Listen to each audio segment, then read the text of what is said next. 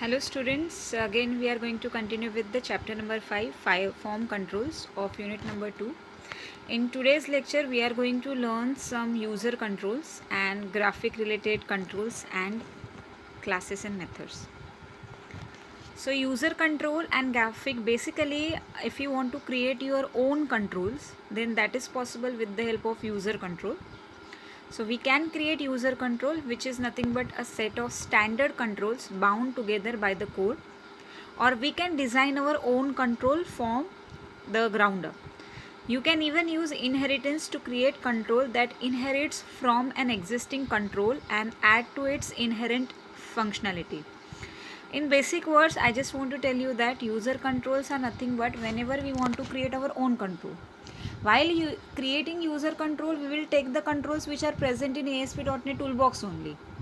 But by adding that control on the user control form, it will create a new control which we can use for all the pages of the websites. So basically the first topic in today's session, that is user control. User control is a particular file like that. Now till now whatever files we have taken, we have seen the .xml file, then we have used .ascx or aspx file, then we are having .aspx.cs file which is used for coding. Like that, if we want to create a user controls, then we can take an file from the software and which is having the extension as .ascx. So as this is user control file with the help of which we can create our own customized controls, the extension for this particular file is ascx. The main part of this file, that is whenever we take empty website, and in that whenever we are taking the default aspx page, so that particular page, its source code contains different directives on the first line. Then we are having HTML tags, and within the div tag we always drag and drop the control from the toolbox. So we are having all such basic structure in case of .aspx file. But in case of .ascx file, that is web user control file, we are not having such tags like HTML, body, form, all such tags are not there. Only we are having a directive, that is the control directive, which is by default present in the form, and then you just have to take all the normal forms from the toolbox. So whenever we want to create user control file like default.web pages, or whenever we take the waveform like that, only we have to take the default .ascx form from the software. And for to do the same, the steps are just, we are having the website, click on the project explorer, right click on the name of your website and just go to add. Then in that you will be having add new items, and the following window which is displayed on the screen, that will get open, and from that window just select the web user control. If you want to check whether you have selected the proper web user control file, then you have .ascx extension. So check that that particular file should have .ascx extension, and then simply click on add, and then add the content, and how that content will be practically attached to your system, that we are going to see in the examples. So this particular video I have taken from the YouTube, because I feel that particular video contains the every information which is there about the user control, and we are going to have one practical also based on user control. So in that again we will able to learn this. So let's see the execution. Control, what I'll have to do, first of all I'll come to the solution explorer, and here I'll add a new item, and that item is going to be a web user control. So as you can see, the extension out here is .ascx. So I'll change the name of this as file uploader. Though we have a file upload control, but here we'll do some customizations onto that, and let's say add. So here you can see the control directive is here on the top, as we used to have the master directive in the master page directive in the web pages. Here we have the control directive. So control language C# auto event wire up true code file and inherits similar attributes which we used to see in the page directive.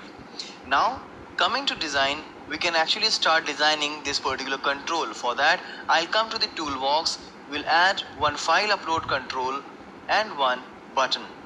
I'll change the default text of the button to upload, and now this will be the combined control, means as soon as I will add the file uploader in my web page, I'll get this file upload control along with this upload button. And as soon as a user will click the button, I'm just defining what the functionality of that particular button. So what I'll do, I'll just say string path is equal to server.mappath, and inside this, by default, I will upload the path inside the root directory. And after that, file upload one dot save as path plus the actual file name. So for that, file upload one dot file name.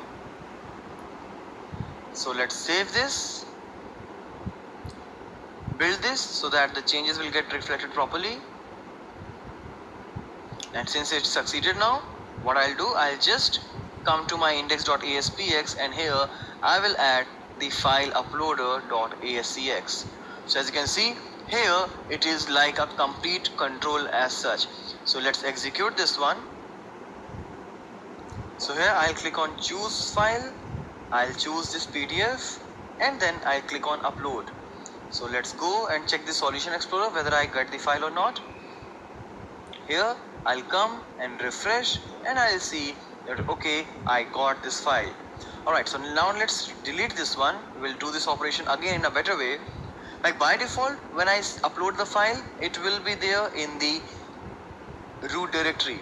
But if I want to put the particular uploaded file in a particular directory, as here in the Solution Explorer we can see we have a folder called data, and whenever a user will upload something, I want that it should go inside the data folder.